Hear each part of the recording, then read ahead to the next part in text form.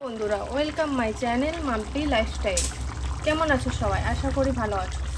চলে এলাম আবার একটা নতুন ব্লগ ভিডিও নিয়ে, নতুন একটা রেসিপি নিয়ে।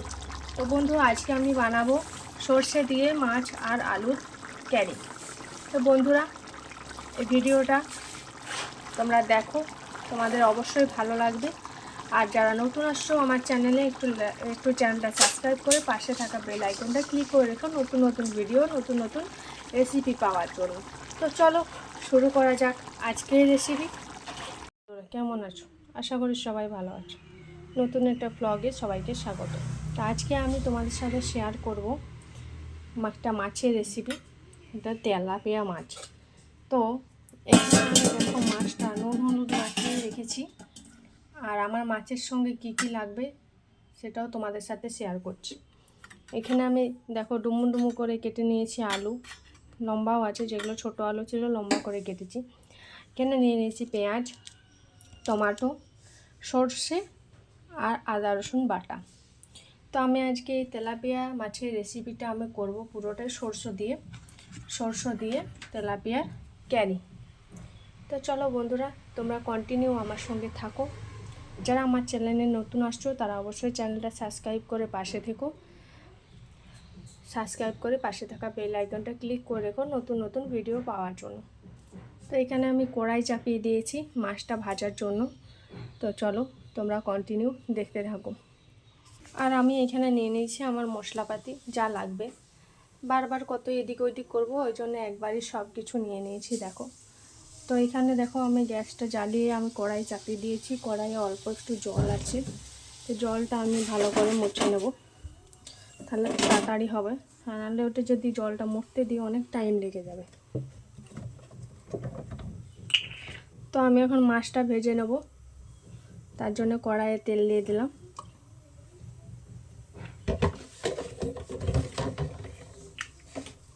তো বন্ধুরা, মাছটা ভাজার জন্য আমি তেলটা গরম করতে দিয়েছি।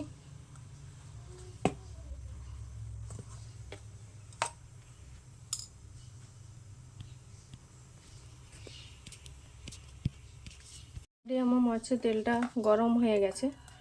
তো আমি একটু সামান্য লবণ দিয়ে দিলাম তেলে, যাতে মাছগুলো ভাজার সময়তে ভেঙে না যায়। আর আমি এটা যখনই মাছের কোনো রেসিপি করি তখন আমি অল্প একটু তেল মিশিয়ে নিই, কারণ মাছগুলো যাতে ভেঙে না যায়। প্যানে করলে হয়তো খুব সুন্দর ভাজা হবে, কিন্তু আমি সব সময় কড়াইয়ে মাছ ভেজে থাকি, তার জন্য অল্প একটু নুন দিয়ে দিলাম যাতে ভেঙে না যায়। তো এরপরে আমি দিয়ে দেবো মাছগুলো, একটা একটা করে দিয়ে দেবো। দিয়ে ভালো করে আমি মাছগুলো ভেজে নেব।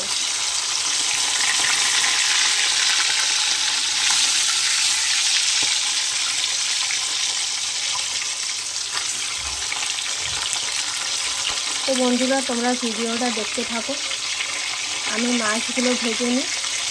আর এখানে কেটে রেখেছি আলুটা ভেজে নিই, নাহলে অনেকটা বড় ভিডিওটা হয়ে যাবে। ভাজাভুজির কাজটা একটু সেরে নিই, তারপরে মেন রেসিপিতে আমি আসছি। তোমরা একটু ওয়াচ করতে থাকো আমার ভিডিও। চলো বন্ধুরা, আমার এখানে মাছ ভাজা হয়ে গেছে। দেখো মাছটা সুন্দর করে ভেজে নিয়েছি। আর এখানে আমি ভেজে নিয়েছি লাল লাল করে আলু ভেজে নিয়েছি। তো চলো এবারে রেসিপিটা স্টার্ট করা যাক। আর এখানে দেখো আমার তো সব রেডি, তোমাদেরকে তো আগেই দেখালাম। আমি সব তরকারিতে একটু দারচিনি ব্যবহার করে থাকি। আর এই যে ভাজার পরে এখানে পর্যাপ্ত তেল আছে, একটু তেলটা বেশি দিয়েছিলাম যাতে আর দিতে না হয়। তো তোমরা আমি সব রান্নাতে দারচিনি ব্যবহার করে থাকি, তার জন্য একটু তরকারিটাও ভালো লাগে, সেন্ট হয়। তো এখানে আমি দুটো দারচিনি দিয়ে দিলাম। এরপরে দিয়ে দেব পেঁয়াজ কাটা। আমি পেঁয়াজ বাটা খুব একটা ইউজ করি না, পেঁয়াজ কাটাটাই ইউজ করি। মিহি মিহি করে কেটে নেওয়া পেঁয়াজ দিয়ে দিলাম।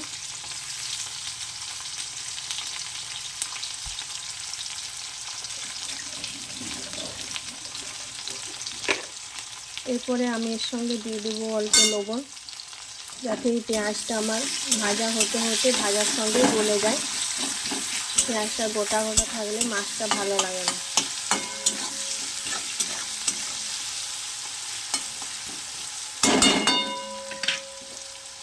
গ্যাসের ফ্লেমটা একটু বাড়িয়ে দিলাম। এটা ভাজা হতে হতে আমি তার সঙ্গে দিয়ে দেবো টমেটো কুচি। আমি দুটো ছোট ছোট টমেটো কুচি কুচি করে নিয়েছিলাম। এর সঙ্গে দিয়ে দিচ্ছি তার একটাই কারণ, এখানে যেহেতু লবণটা দেওয়া আছে, পেঁয়াজটা যতক্ষণে ভাজা হবে ততক্ষণেই এই টমেটোটাও গলে যাবে। ওই জন্য পেঁয়াজের সঙ্গেই দিয়ে দিলাম।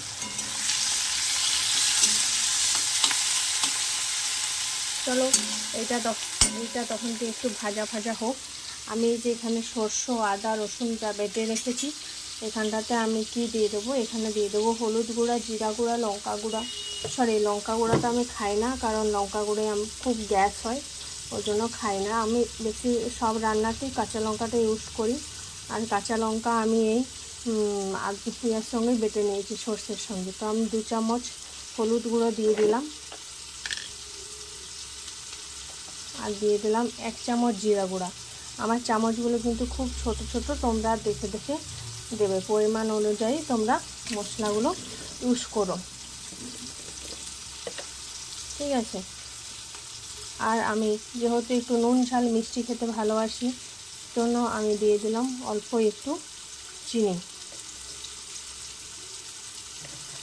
চিনি দেওয়াটা সম্পূর্ণ তোমাদের উপর নির্ভর করবে, যে তোমরা কেমন খেতে পছন্দ করবে সেরকম তোমরা দেবে। আমি এটা পুরোটা ভালো করে মাখিয়ে নিচ্ছি। আমার রেসিপিগুলো আমি নিজের মতনই তৈরি করি, কোনো কারোর দেখে বা কোনো কিছু করে নয়। এটা সম্পূর্ণ আমার নিজস্ব রেসিপি। আমি যেভাবে রান্না করি ঘরোয়া পদ্ধতিতে, সেভাবেই তোমাদের সাথে শেয়ার করি। তো দেখো, এটা আমি পুরোটা মাখিয়ে নিয়েছি।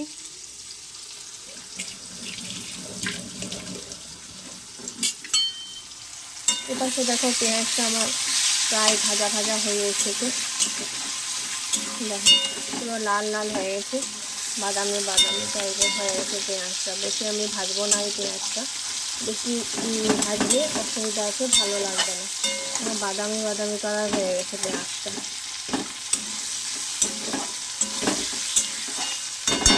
তো এর সঙ্গে আমি দিয়ে দেবো যে মাখিয়ে রাখা, যে আমি মেখে রেখেছি সব মশলাপাতি দিয়ে সরষে আদা রসুনের পেস্ট।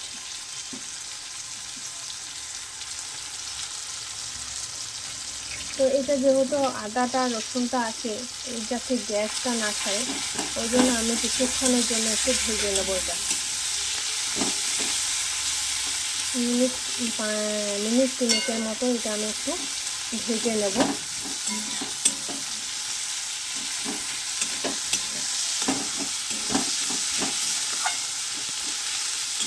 এটা একটু ভাজা হোক।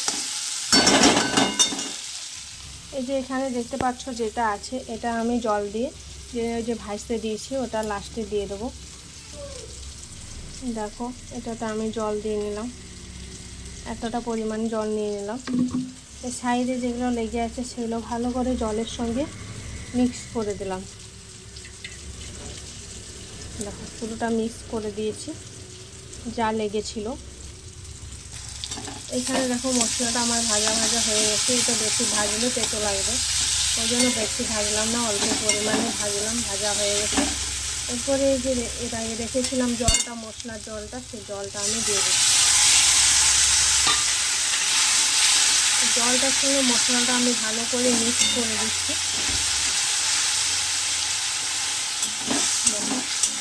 মশলাটার সঙ্গে জলটা আমি ভালো করে মিক্স করে দিলাম।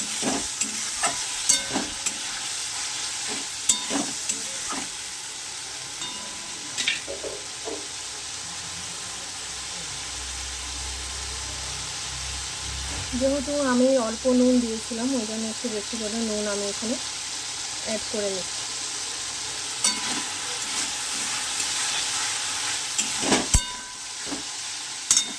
এই যে এরপর তোমাদেরকে একটা কথা বলি বন্ধুরা, যারা রিফাইন তেলে রান্না করছে তারা এই মশলাটা যখন কষা হবে তখন এই মশলাটা এই তেলটার সঙ্গে একটু সর্ষের তেল মিশিয়ে দেবে, তাহলে ভালো লাগবে। এমনিতেও কোনো সর্ষের রেসিপি হলে সরষের তেলেই করা ভালো। আমার যেহেতু সর্ষের তেলটা কম আছে ওই জন্য আমি ওটাতে করলাম না। সর্ষের তেলে সর্ষের রেসিপি করলে ভালো লাগে। আর যারা সর্ষের তেলে করছো তাদের তো কোনো কথাই নেই, কোনো কিছুই মিক্স করতে হবে না। যারা রিফাইন তেলে করছো তারা একটু মশলা যখন কষা হবে তখন একটু সর্ষের তেল মিশিয়ে নাও। তো দেখো আমার সাইডে সব তেল বেরিয়ে গেছে। এরপরে আমি দিয়ে দেবো এই যে ভেজে রাখা আলুটা মশলার সঙ্গে ভালো করে মিক্স করে নিচ্ছি।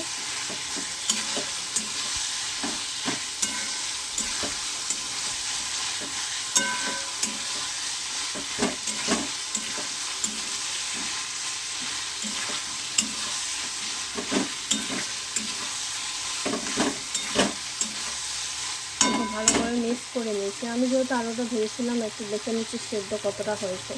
কিন্তু সেদ্ধ প্রায় অনেকটাই হয়ে আছে সেদ্ধটা, তাই এটা আমি বেশিক্ষণ খাবো না। দেখো পুরো মশলাটা একদম মাখো মাখো হয়ে গেছে।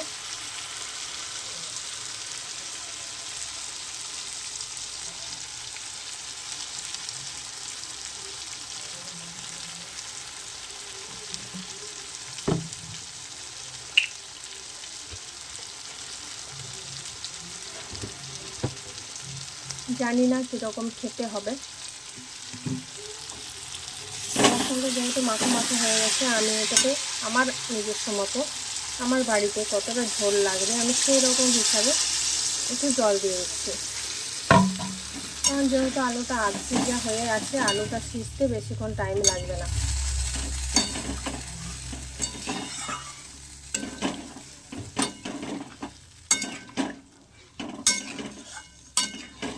তো দেখো আমি এটাকে জল দিয়ে দিলাম। তো চলো এটা একটু ফুটে যাক, তারপরে মাছগুলো দেব। তো এখানে আমার ঝোলটা ফুটে গেছে দেখো। এরপরে আমি দিয়ে দেবো ভেজে রাখা মাছ, সুন্দর করে দিয়ে দেবো। আমার যেহেতু আলুটা অর্ধেক সিদ্ধ হয়েছিল ওই জন্য আমি বেশি এটা ফোটাবো না। আমি দিয়ে দিচ্ছি ভেজে রাখা মাছ।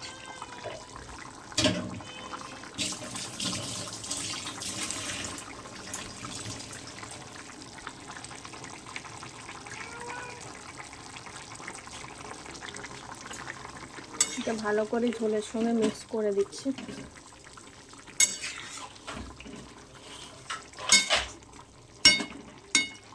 তো বন্ধুরা ভিডিওটা কেমন লাগলো অবশ্যই কমেন্ট করে জানিও, আর রেসিপিটা তোমাদের কেমন লাগলো একটু জানিও কমেন্ট করে। যারা আমার চ্যানেলে নতুন আসছো একটু সাবস্ক্রাইব করে পাশে থাকা বেল আইকনটায় ক্লিক করে রেখো। আমি এবারে এটা গরম মশলা দিয়ে নামিয়ে নেব। তো চলো টাটা, সবাই ভালো থেকো, সুস্থ থেকো।